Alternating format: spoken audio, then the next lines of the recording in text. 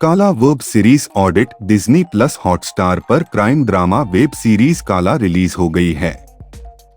इस सीरीज में अविनाश तिवारी, जितिन गुलागुटी, रोहन मेहरा और ताहिर शब्बीर ने मुख्य भूमिका निभाई है। काला डिज्नी प्लस हॉटस्टार की क्राइम ड्रामा वेब सीरीज है। साल 2018 में रजनीकांत की एक फिल्म आई थी। उस फिल्म का नाम भी काला था, लेकिन ये एक वेब सीरीज है। इसकी कहानी काफी फ्रेश है। फिल्म में मुख्य किरदार निभाने वाले चेहरे भी नए हैं। कहानी में दम भी है और सस्पेंस का तड़का भी है। लेकिन सवाल यह उठता है कि क्या इस क्राइम ड्रामा वेब सीरीज के 8 एपिसोड देखने के लिए 5 घंटे का समय निकालना वर्थ है। ऐसी है सीरीज की कहानी। IB intelligence bureau officer Ritvika Avinash Tiwari को कोई अज्ञात व्यक्ति फेमस बिजनेसमैन नमन आर्य ताहिर शब्बीर के असली कारोबार की जानकारियां देना शुरू करता है। आईबी ऑफिसर होने के नाते ऋत्विका नमन आर्य के बारे में छानबीन करता है।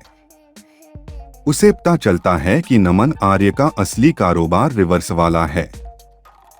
वह नमन आर्य को पकड़ने के लिए सबूत इकट्ठे करने शुरू करता है, लेकिन राज्य सरकार उसके साथ ही खेल बैठती है।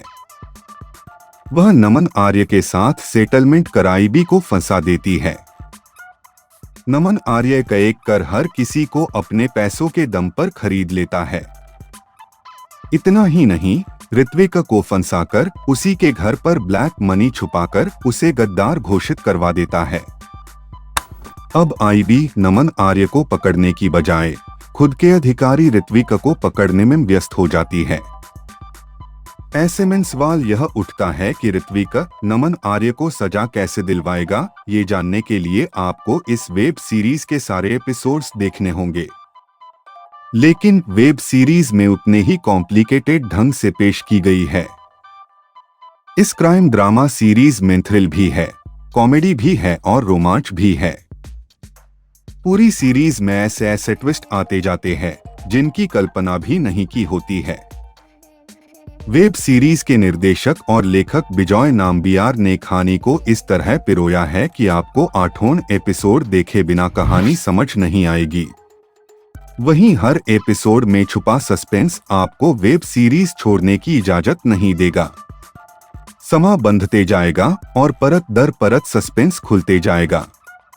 अविनाश तिवारी और जितिन गुलागुटी ने लुटी महफिल। एक तरफ अविनाश तिवारी इस सीरीज की जान हैं, वहीं दूसरी तरफ जितिन गुलागुटी इस सीरीज का सबसे बड़ा सरप्राइज एलिमेंट है। यदि दोनों में से कोई भी अपने काम में चूक जाता तो इस सीरीज का मजा किरकिरा हो जाता, लेकिन दोनों ने अंत तक समा बांधे रखा। अविनाश तिवारी ने अपने अभिनय से दर्शकों का दिल जीता, वहीं जितिन गुलागुटी ने अपनी बॉडी लैंग्वेज, अपने डायलॉग्स और अपनी सादगी से महफिल लूट ली। इन दोनों के अलावा रोहन विनोद मेहरा और ताहिर शब्बीर ने भी अच्छा काम किया है। यहाँ खा गई मात कहानी का अंत जोरदार है, लेकिन शुरुआत धीमी है।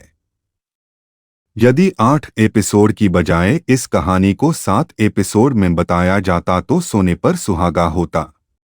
कहानी दमदार है। ऐसे में यदि बैकग्राउंड म्यूजिक पर जोर दिया गया होता तो सस्पेंस का लेवल और बढ़ जाता। देखें या नहीं, यदि आपको क्राइम ड्रामा देखना पसंद है तो ये वेब सीरीज आपके लिए है।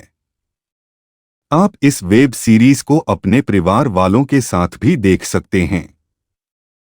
इस सीरीज में खून खराबा दिखाया गया है, लेकिन उतना ही जितने की जरूरत है। जबरदस्ती का खून खराबे वाले दृश्य नहीं दिखाए गए हैं, लेकिन कहानी के कोलकाता में सेट होने की वजह से कहीं बंगाली भाषा का इस्तेमाल किया गया है, जिसकी वजह से कई डायलॉग्स समझ नहीं आते हैं। ऐसे में आपका कैप्शंस का सहारा लेना पड़ता है।